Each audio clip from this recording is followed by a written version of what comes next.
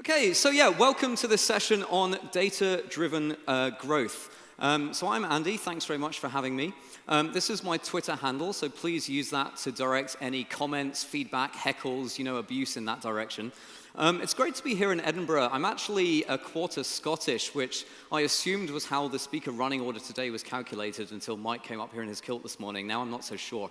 To introduce myself briefly, so for the past year, I've been with the VC firm 500 Startups, working with over 40 of our portfolio companies, helping them with their growth. Alongside that, I also do freelance consulting. Right now, I'm working on a project with the web audience measurement firm Quantcast. Prior, I spent 2 years doing sales and operations as the country lead for Stripe here in the UK. And then before that, I rode the startup roller coaster as the technical co-founder of my own company, Group Spaces. Way back, I built a Facebook application, Selective Tweets, that some of you may have encountered. Somehow, and I'm still not quite sure, but that reached over 1 million users over a period of years. So that was quite something to watch. I really can't take credit for that, but people found it useful. So what I'd like to do today is to take all of these experiences from people I've worked with and projects I've worked on and share with you a series of tools, tips, and techniques about how to use data and analytics in order to get growth. So the agenda for today, first of all, why are we here? How is this useful? Why analytics? Next, take a deep dive into deconstructing what the modern analytics stack looks like in terms of tools and platforms. And then finally, lies, damn lies, and tech metrics. Open up a little and share some of the truths about what happens when we take all this perfect theory and apply it to reality in practice. So, without further ado, why analytics? And the important thing to ask here is, why analytics? What are we actually trying to achieve? And this is important because today we're super fortunate to have a plethora of platforms available to us that make it super easy to jump right in and start collecting vast amounts of data. And the thing here is, don't start with the data, right? This is my dad. And he worked from a home office, and oftentimes my mum would come in, enter the office, and discover he'd been reading the dictionary for half an hour or more. He'd gone there to look up the definition of a word, and in reading that definition, he discovered a new word. He'd be like, oh, okay, and I'll look up this one, and so on and so forth, and he got sucked in, spending so much time having a lot of fun, but forgetting exactly why he was there in the first place. And this is exactly what happens when we start with analytics by collecting the data and just saying, oh, what data have we got here, right? So the common analytics fails that I've screwed up in the past, particularly with group spaces, and a lot of the startups that I've worked with, I see drowning in too much data, right? Not identifying the key questions up front that we need to answer. And not starting with clear hypotheses, things that we believe or suspect and we want to prove or disprove, right? So we don't want to do any of this.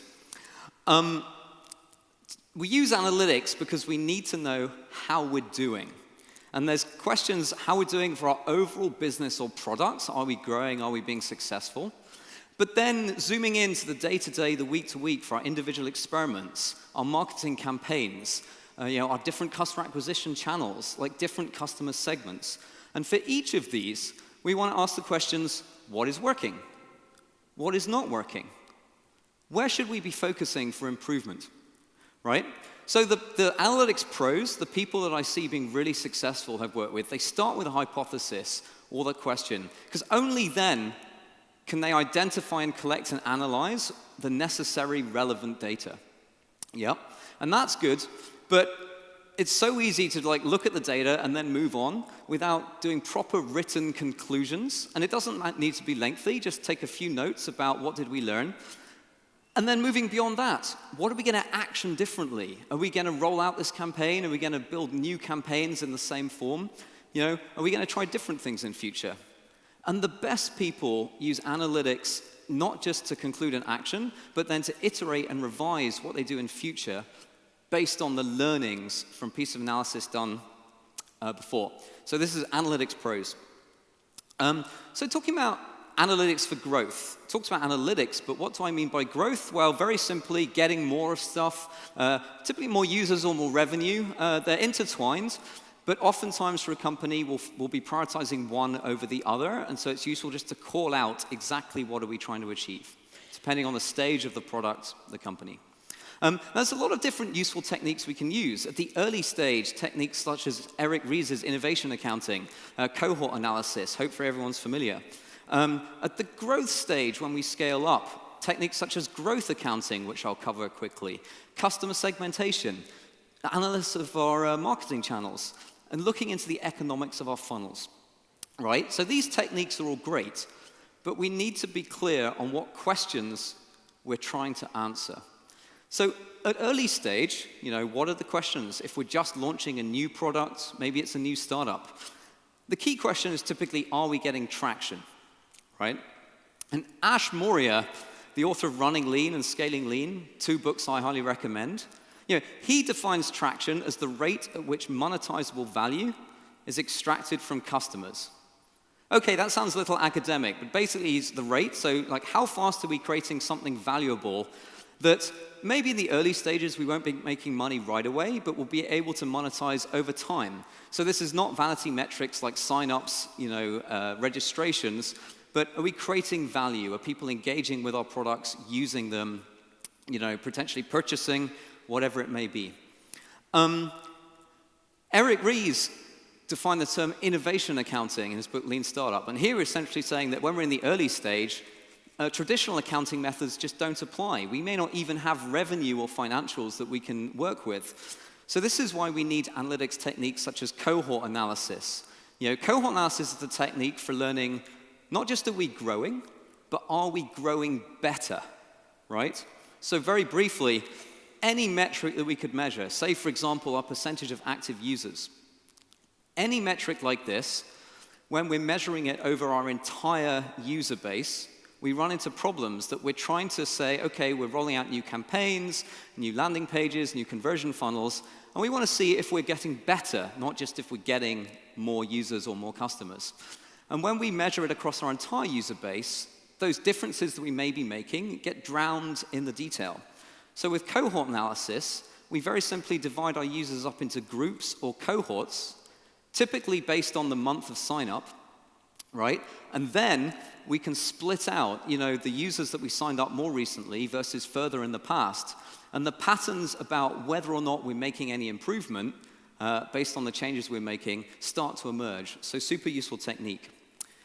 Moving on to growth stage, the questions are we growing? Hopefully we have a chart that looks like the classic up and to the right. This is an example for a subscription business. And this is good, but any top-level metric that we use, such as our monthly recurring revenue, our number of transactions, any high-level metric, only tells us the end result. It doesn't tell us what's happening beneath the surface, which can hide very different pictures. So growth accounting is a super useful technique where we simply take the underlying components of any top-level metric. So in this case, take out our monthly recurring revenue for a subscription biz and say, how much revenue came this month or this week from new customers that just signed up? How much did we get from reactivated customers we won back we'd previously lost? Did we get any expansion revenue from upgrades? And we offset all this against what are we losing from churned customers or contraction from people that are downgrading their account, right? And we really start to understand the health of this business. This is powerful because take the same curve, the same growth curve, right? The data that produces these two charts is the same. But this chart produces the same top-level growth, and the picture for this business is very different. Here, we have huge amounts of churn, and we're only producing growth because our acquisition efforts are so successful that the acquisition is just beating out and offsetting our churn.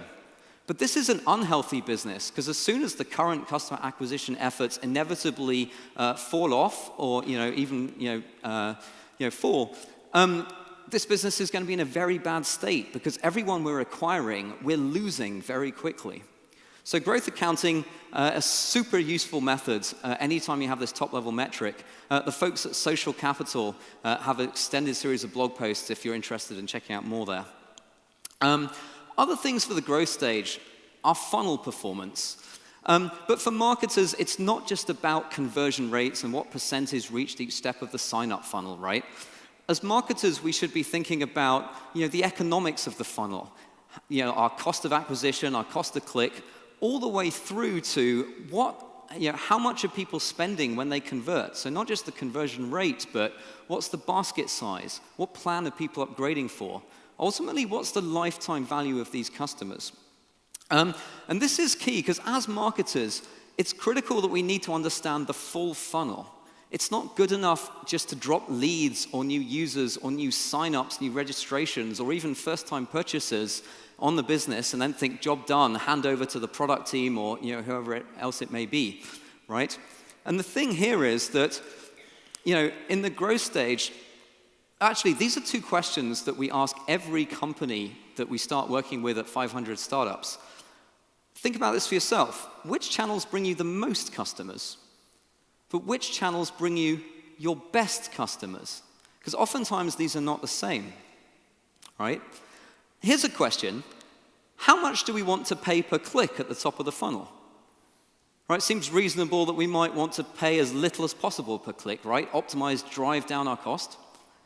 But think about it this way. What if we tried to pay as much as possible per click, right? What would that give us? If we could pay as much as possible per click, we could outspend our competitors, or we could perhaps scale into new acquisition channels that otherwise wouldn't have been accessible to us. So for sure, we want to grow in a scalable and profitable way. But as marketers, how should we be thinking about increasing the lifetime value, or at least looking for those customers with high lifetime values and increasing conversion rates, such as we can afford to spend more on acquiring a customer rather than less? Interesting food for thought. This all comes down to customer segmentation and channel performance. Because it's very easy to look, and when we're just starting out, look at our performance in aggregate across our entire customer base.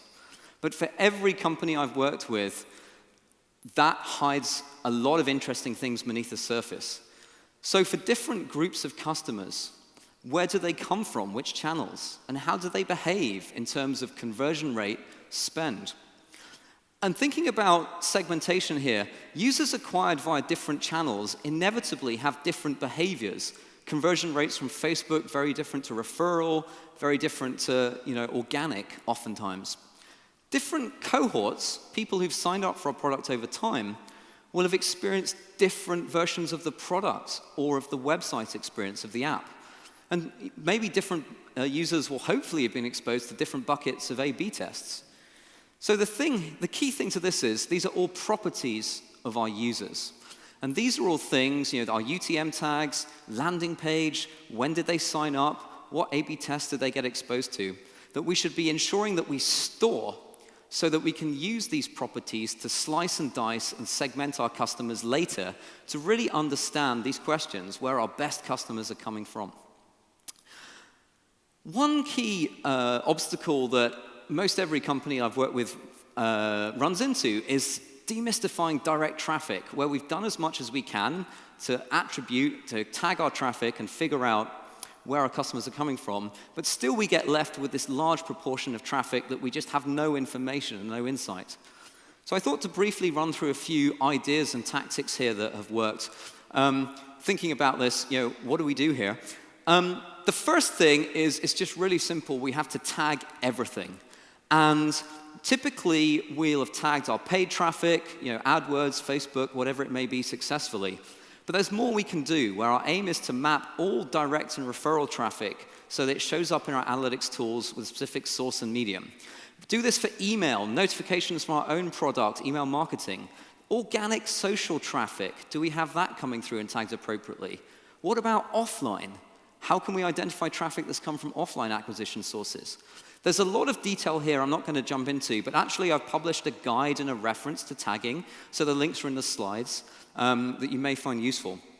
So once we've tagged the basics, another thing is landing page can often be a clue. So take this example. We've tried to tag as much traffic as we can, but we still get loads of direct traffic. And if we drill down by landing page, we see a lot of traffic seems to be landing on the sign in or sign up address. This is something I've seen a bunch of times when maybe we have social login, so people sign up with Facebook or Twitter to use our site. And in doing so, they'll get redirected away to Facebook or Twitter and then come back to our site. Now, if the technology is not quite set up properly, this traffic can show up as a new, fresh visitor the moment they come back to our site. So there's a clear clue there. Something else we see here is /messages. So this could be another clue if we're sending email notifications to our user base to come back to our application in order to read some message that they've received. Maybe our emails, our notification emails, don't have the appropriate tagging. And so this can be a clue to what we might be missing. Thinking about other difficult questions, cross-device, offline channels.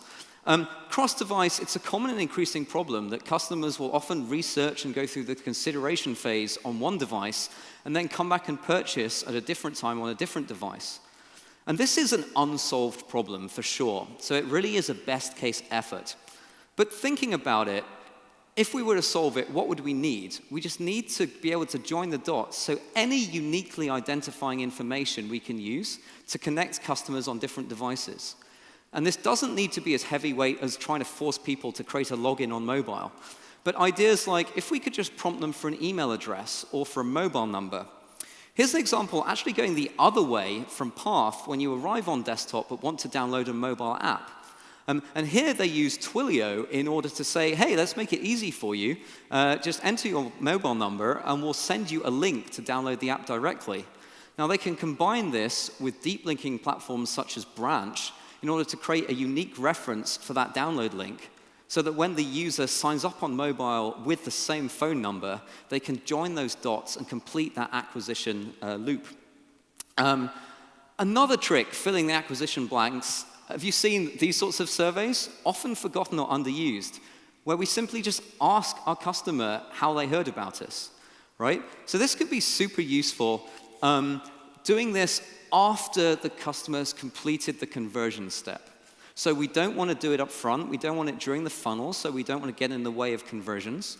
But say we've completed purchase, right? And like purchase completed screen, just ask the customer, how did you hear about us? Make it optional, and we might get a percentage of people that fill this out. But that's okay. It's reasonable to extrapolate that out. And for any missing attribution, we can build up this picture of where people are hearing about us.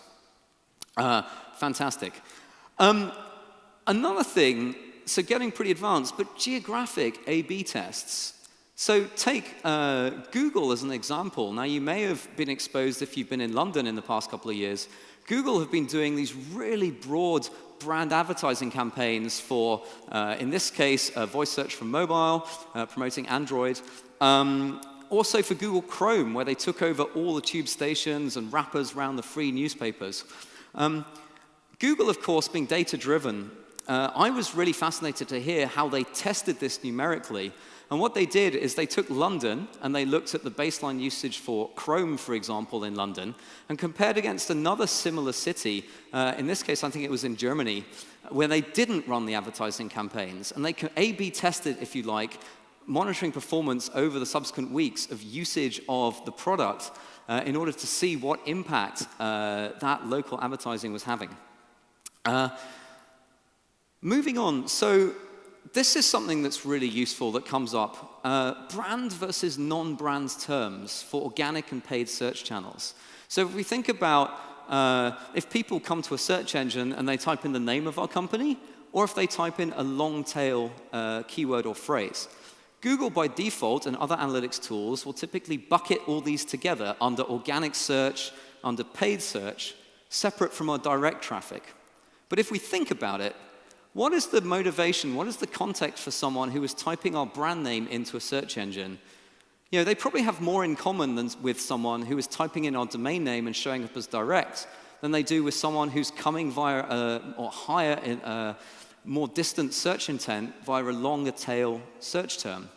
So one thing we can do here is make sure we're taking advantage of, in particular for Google Analytics, the advanced channel groupings. making sure we filled out all our brand terms, got those filters set up, and set up these custom buckets so we're splitting out brand search from our organic search. Because typically these have very different behaviors. Attribution models. First click, last click, what about combinations? This is a pretty complex subject that oftentimes people get bogged down with. I thought it'd be useful just to share one insight or one way I think about attribution in a growth context. So if we think about how we can grow, right? We can grow in two ways, our acquisition. We can reach more people, or we can increase our conversion rate. So if we think about how we can grow that, our first touch channels, we need to know which channels those are, because those are the channels through which we grow our audience reach. This is where people first discover us, right? So if we're trying to increase our reach, we need to be scaling first touch channels. Compare those with subsequent touches, subsequent clicks, last click. These help us grow our conversion rate for people that have already encountered us. And oftentimes these channels will overlap, and for some businesses, it may be an instant purchase decision and bounce or convert. But for me, just thinking about it in this way, how can we split out and identify these channels so that we can think about it in terms of how we can grow, reach, or conversion? And then finally, in this section, a bit of a sobering thought that most marketing campaign experiments fail. And if they don't, if most experiments aren't failing, then probably we're not trying bigger, crazy enough stuff. So with a lot of the companies I've worked with, the thing we found useful is realizing that even within campaigns that fail, there's normally some kind of success within that. So if we plan in advance, we need to ask the question, at what point in the user journey did the campaign fail, right? So maybe people didn't convert, but did they get exposed to the campaign at all? Did they come to the site? And this is this cliche idea of doing things that don't scale. But I was working with one company where they were experimenting with door drops, like flyers, like physical flyers delivered to a particular neighborhood. And the first attempt, we had almost no conversions at all. And it would be very tempting to think that that campaign failed. But what we thought about was, well, what point? So here we can do things that don't scale, like follow up and just knock on a few doors a week later and see if we can speak to people. And did you pick up on our flyer, or did it get lost in the mess of stuff that you find on your doormat? Right? If people actually found that, was the design eye-catching enough, or do we need to iterate right at the first stage? Maybe people are picking up the flyer. Are they coming to our website? If we plan in advance, what can we do to track that, including a particular short code or short URL that we can track? So we say, go to this address, or search for this, or whatever it may be, right? Or maybe doing, again, the geographic A/B testing. So even within a campaign that fails, where can we learn what succeeds so we can come back and iterate?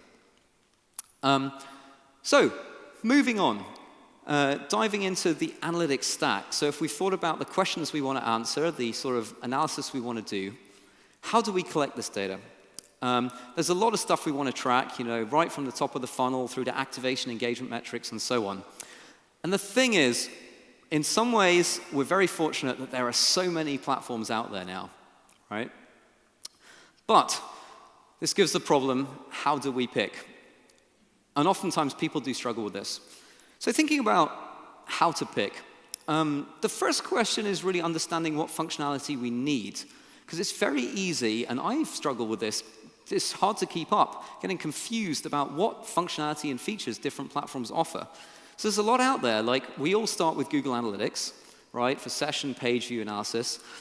Pretty much every company I work with at 500 and beyond goes beyond that, though, to use some kind of user or event-based analytics tool like Mixpanel, Amplitude, Heap, Kissmetrics, and so on.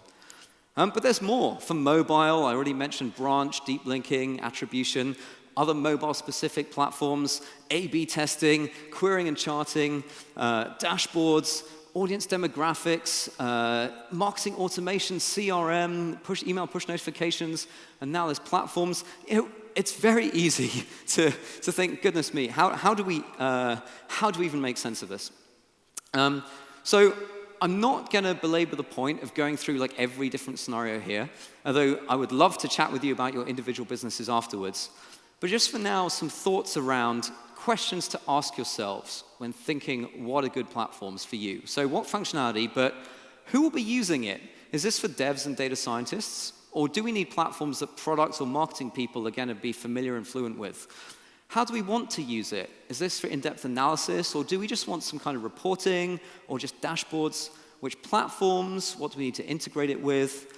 And then what's our data volume, right? And our budget.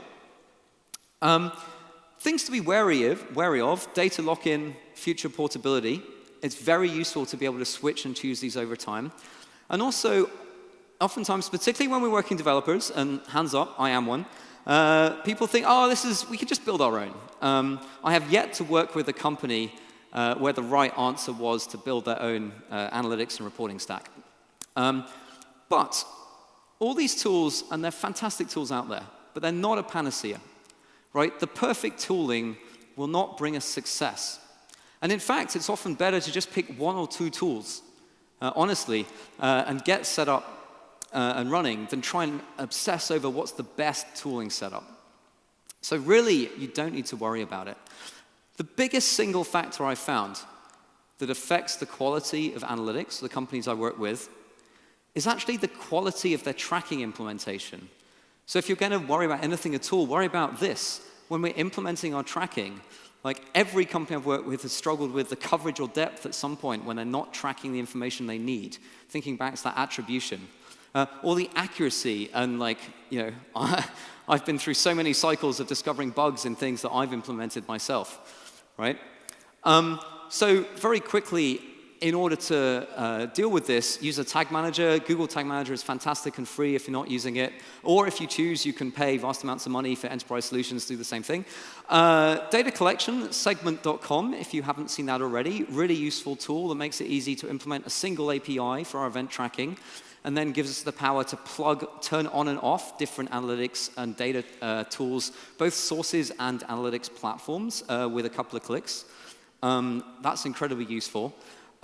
Free code. I've actually produced an open source JavaScript library that sits on top of Segment that I've used with a number of companies that adds a lot of the attribution and marketing data on top. So whether you use this or not, you may find it useful to take a look. And then when we've got all this data, we've collected everything. A quick thought around dashboards. What makes a good dashboard? Here's an example from the folks at Gecko Boards, their example marketing dashboard. Again, a pattern I've seen a lot. People think, okay, that's great, let's put up a screen in the office and let's display some numbers up there. This may be good for you, particularly if you're currently working in an environment where it's hard to get visibility. But the typical pattern I've seen is that people set these screens up and then just never look at them. So the types of dashboards that I found most useful, and I actually spend time when I first start working with a company, don't get too excited now, is the humble spreadsheet, right? So very simple. This is an example growth spread dashboard for a subscription business. We've just got columns along the top for typically a weekly cycle works well. And then rows down the left-hand side for the different metrics, starting with what's most important, what are we trying to produce, and then the inputs to that. I actually have an example. This Google Sheet is available at the bit.ly link if it's useful to you. And what can we do with this? This is an incredibly useful tool to set that weekly cycle. So when we've zoomed out from the day-to-day, optimizing campaigns, like designing experiments, and say just how are we tracking? Like, are we making progress? How are our conversion rates doing? Our overall costs? By sharing this with the whole team, everyone can get context on how their part fits into the big picture. And we can actually use this to predict and prioritize. Like, are our conversion rates doing just fine right now, so we should just be focusing on channels? Or actually, if our conversion rate has plummeted, we should have the visibility so we can dive in and address that. And think about what numbers we should be reviewing on a daily cycle for individual campaign, admin, versus weekly, versus perhaps monthly or even quarterly.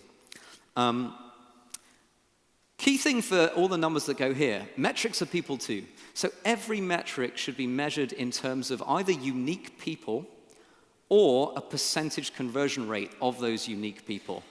Right? So when we get the inputs about various clicks, what really matters is how many people got there eventually. So, thinking about joining the dots, putting these together, how do we produce these sorts of dashboards? And initially, manual is OK. Like, people rush to automate. But by starting manually and filling out that spreadsheet, it's actually a useful forcing function. So we just learn what works for us, like what numbers make sense. We can understand the data and make sure that we're not working off incorrect calculations if we're calculating them every week. And make sure we figured out what data we need when we fill it in. And then only over time can we start automating to reduce effort, right, when we found something that works for us. And when we come to automate, there's loads of useful plumbing. Tools like Zapier or Tray are fantastic.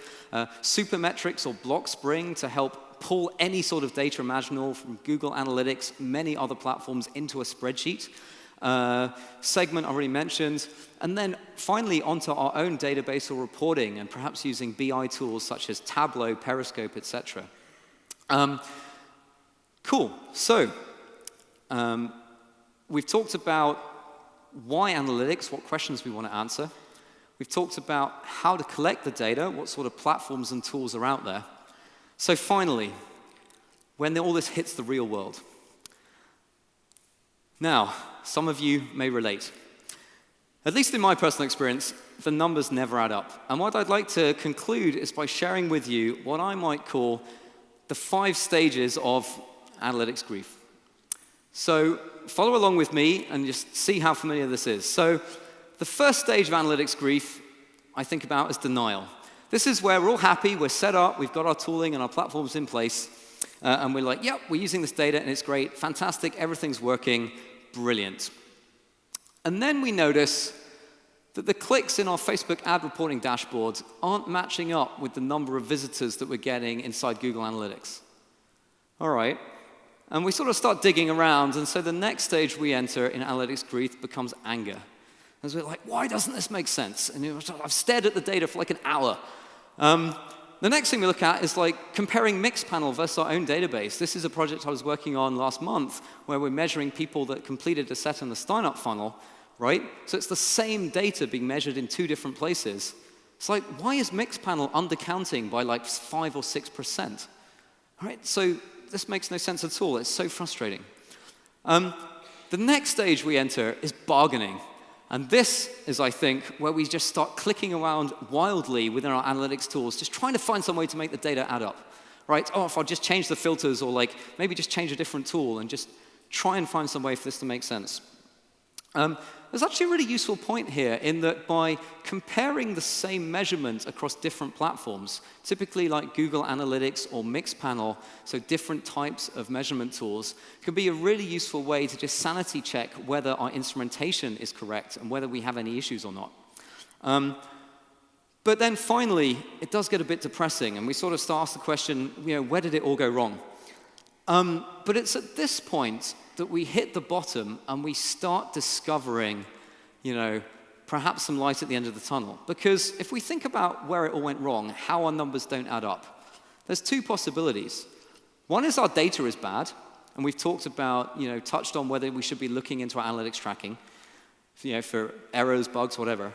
The other is maybe our definitions are wrong, or we're misunderstanding what definitions we're using. So maybe we think the data means something, but it actually means something else. Right? These are kind of the only 2 possibilities. So if we dive into these, we'll be able to find some absolute truths. Typically things where the data is in our own database, so like signups, transactional data. We know how many purchases we had. We know how many pieces of content have been reported. Compared to that, we have data that's inherently lossy or noisy. Anything measured from the client side via these tracking tools, right? GA, Mixpanel, etc. Thinking about the definitions, there's a lot of nuance in there. Like uniques versus totals often trips us up. About funnels, we're looking at conversion rates, but what happens if someone enters the funnel partway through? How are they showing up in the data? Do we really understand these numbers in front of us, how they've been collected and what they mean? And here's the thing, even if the numbers do add up, they're often still misleading. This is my own personal experience. So in the latter days of my startup group spaces, as we couldn't make it commercially successful and I was scaling it back down, we ended up turning off AdWords. Now, we had AdWords tracking running perfectly. We saw how many signups we were getting from AdWords every day, and we turned it off. And you know what happened to our overall signups when we turned off AdWords as a main channel? Almost nothing. So all these people that I had accurately tracked as attributed to AdWords, it turned out that they were going to find us anyway, right? And that, for me, was a very sobering experience. So what did we take away from this? Experimentation, always looking to dig within the data. So sort of summing up here, data discrepancies, Google Analytics versus Mixpanel, if we really understand the definitions, they have different cookie rules, different lifetimes of the user. This, the numbers I showed before from Mixpanel versus our own database, out by 6%, we believe that's attributed to ad blockers, where people using ad blockers can actually block analytics tools as well. So that client-side tracking, we actually saw a dip of 6% in the metric there.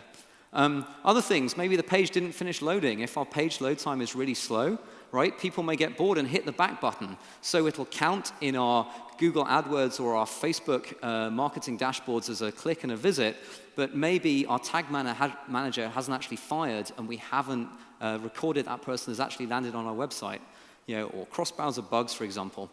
And so finally, for me, the final stage of analytics grief is this acceptance, where what I found works is if we've got a low level of discrepancy between tools, maybe 3 to 5%, that's okay. We can normally roll with it, live with it, so long as we make sure that we're aware of it and it's not scuppering any statistical significance in any analysis we may be doing, right? And if we have larger differences, that's when we can try to debug and analyze and dive into some of these potential root causes.